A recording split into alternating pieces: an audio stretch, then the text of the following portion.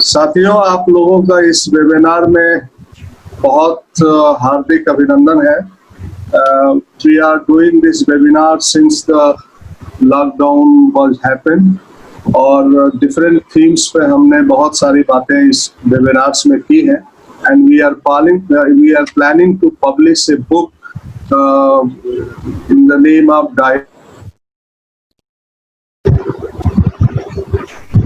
करेंगे इस सारे विचारों को।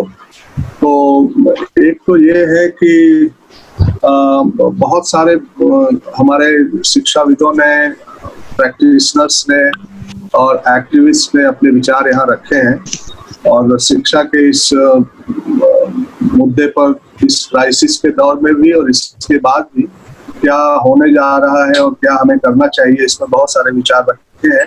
और आज भी हम उस तरह की ही चर्चा कर रहे हैं कि बहुत सारे एक्सपेरिमेंट जो हो रहे हैं और ये जरूरी नहीं है, देश भर में बहुत सारे एक्सपेरिमेंट लोकल लेवल पर लोगों ने इस दौर में किया है।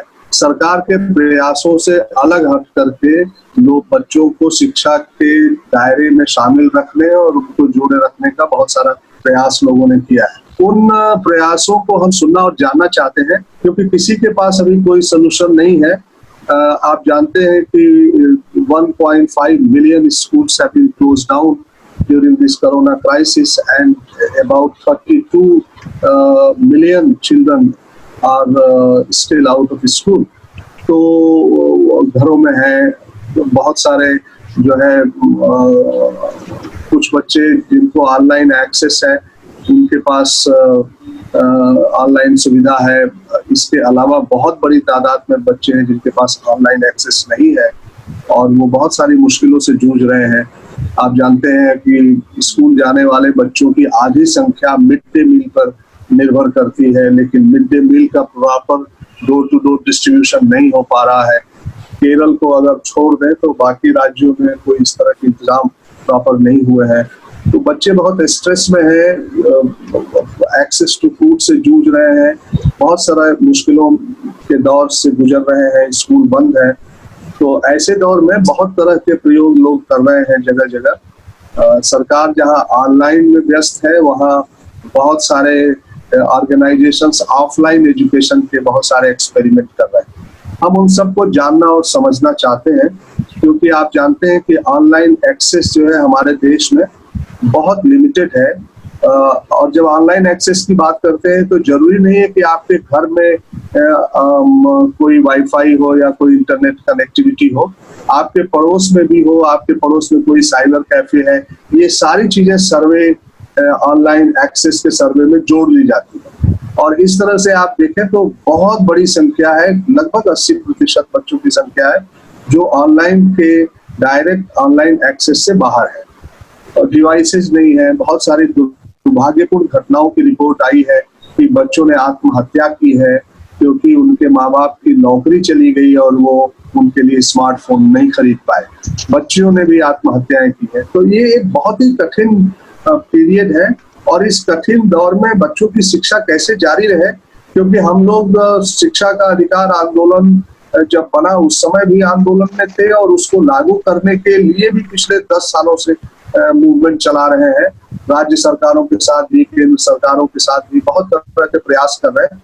बहुत मुश्किल से बच्चे की बहुत सारे हैं और देश को भी बताना चाहते हैं कि कैसे इसको जारी रखा जाए, क्योंकि भारत के लिए ऑनलाइन सुविधा बहुत परमानेंट ऑनलाइन सुविधा अप्रोप्रिएट है कि नहीं, इस पर बहुत सारे सवाल उठ रहे हैं क्योंकि स्कूल, कम्युनिटी और टीचर्स का कोई विकल्प नहीं हो सकता है। क्राइसिस के समय इस तरह के प्रयोग हो सकते हैं, लेकिन ये परमानेंट के लिए चूंकि एजुकेशन का एक बड़ा रोल भी है समुदाय के साथ जुड़ा हुआ, सोसाइटी को कंस्ट्रक्ट करने का, नेशन बिल्डिंग का, तो उस रोल में भी एजुकेशन को रखा जाना जरूरी है भारत के संदर्भ में। तो इसलिए मैं इस पर अपनी कोई टिप्पणी नहीं करते हुए मैं सारे प्रयोगों को हम देखें, समझे, जाने और हम सरकार से ये कहें कि जो भारत के, क्योंकि हमारे यहाँ इक्विटी और क्वालिटी ये दो बड़े चैलेंज हैं शिक्षा के क्षेत्र में, और अगर इसको देश नहीं संबोधित करेगा, एड्रेस करेगा इक्विटी का प्रश्न बहुत बड़ा है हमारे देश में, किसी तरह के डिवाइड के खिलाफ हमें खड़ा होना है, और दूसरी तरफ कि क्वालिटी एजुकेशन जो बच्चों के अंदर एक अच्छा शहरी उन्हें बना सके, उसकी तरफ हमें उन्हें बढ़ाना है। तो इस तरह से मैं समझता हूँ कि इस चर्चा को आप सुनेंगे और इसमें हमारे बहुत ही महत्वपूर्ण और डिस्टिंग्विश्ड पैनल हैं, मेंबर्स ऑफ द पैनल हैं, जिनको हम आप सुनेंगे। और हमारे बीच में मैं let me allow to introduce our members of the panel. Shri Abhimanyu Singh ji हैं। श्री अभिमन्यु सिंह जी बहुत ही प्रसिद्ध रिटायर्ड आईएएस हैं और जो दूसरा दशक प्रोजेक्ट है उसके चेयरपर्सन हैं और foundation for education and development के चेयर हैं। अभिमन्यु सिंह जी का एक बहुत लंबा शिक्षा के क्षेत्र में काम करने का अनुभव रहा है।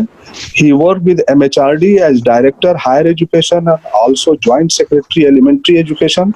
He represented India on the Board of Governors of Commonwealth of Learners in Vancouver for 3 years. He served as Education Secretary in Rajasthan government and convened the शिक्षा कर्मी and लोक जुम्बिश प्रोजेक्ट। बहुत जिसकी चर्चा राजस्थान में होती रही है क्योंकि ये मास लिटरेसी कैंपेन था और community based rural education project था। He led that project. He chaired Global Drafting Committee on the World Education Forum at Dakar. In 2000, he joined UNESCO, worked as a director of UNESCO in Nigeria and Beijing. He was responsible of 5 countries और भारत में लौटने के बाद उन्होंने फिर joint review mission के लिए काम किया और he reviewing the flagship programs of EFA, SSA and midday meal in schools। तो एक बहुत ही लंबा और बढ़िया पावरफुल अनुभव के साथ हम आज उनकी बातें सुनेंगे। हमारे साथ शेषागिरी जी हैं। Seshagiri ji is working with UNICEF और as a education specialist. Seshagiri ji is a mechanical engineer. मुझे अभी मालूम हुआ is a mechanical engineer but he passionate with the education. He was teacher and now he is working with education on working with UNICEF on education, which his experience is very broad, local, national and international organizations as well as we are working with the government। तो शेषागिरी जी को हम सुनेंगे। Doctor Namrata Jaitley, she is director of Save the Children and Director of Policy and Program Impact in Save the Children, India. She has 27 years of rich experience of managing diverse social development programs, empowering marginalized communities and children. And she is working with so many networks and also with the government agencies like Niti Aayog and others. तो इन लोगों के विचार हम सुनेंगे और इस पूरे सत्र को मॉडरेट करने के लिए सुवीर शुक्ला जी, हम लोगों के दोस्त, और सुवीर शुक्ला जी के बारे में बहुत लोग सुनते रहे हैं कि शिक्षा के गुणवत्ता के मुद्दे पर बहुत ही गहराई से उन्होंने काफी काम किया है। एकलव्य के साथ काम किया है। 6 साल तक वो ट्राइबल विलेज में रहे हैं। वहाँ के एक्सपीरियंस को लेकर के उन्होंने शिक्षा के गुणवत्ता पे काम किया है। And he worked with DPEP as a chief consultant. He worked with SSA as education quality advisor, and now his focus is curriculum building, textbooks, teacher training, and quality improvement processes. So all these work Suvir Shukla is doing। तो ये बहुत वो इस सत्र को moderate करेंगे। मैं अब आपका ज्यादा समय नहीं लूंगा, लेकिन ये जरूर मैं कहना चाहूंगा कि इन सारे एक्सपीरियंसेस को आप सुने। और अभी भारत का रोड मैप एक बड़ी भारी महामारी है जिसमें इकोनॉमी पर भी हमला हुआ है और शिक्षा पे भी हमला हुआ है।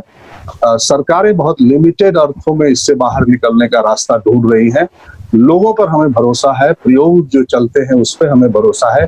भारत एक प्रयोगों की धरती रही है और बहुत सारे एक्सपेरिमेंट्स यहाँ से निकले हैं जिन्होंने पूरे संकट से हिंदुस्तान की आबादी को, जनता को बाहर निकाला है, बच्चों को भी बाहर निकालने के प्रयोग चल रहे हैं और हमें उनसे उम्मीद करनी चाहिए और उनसे सीखने की जरूरत है।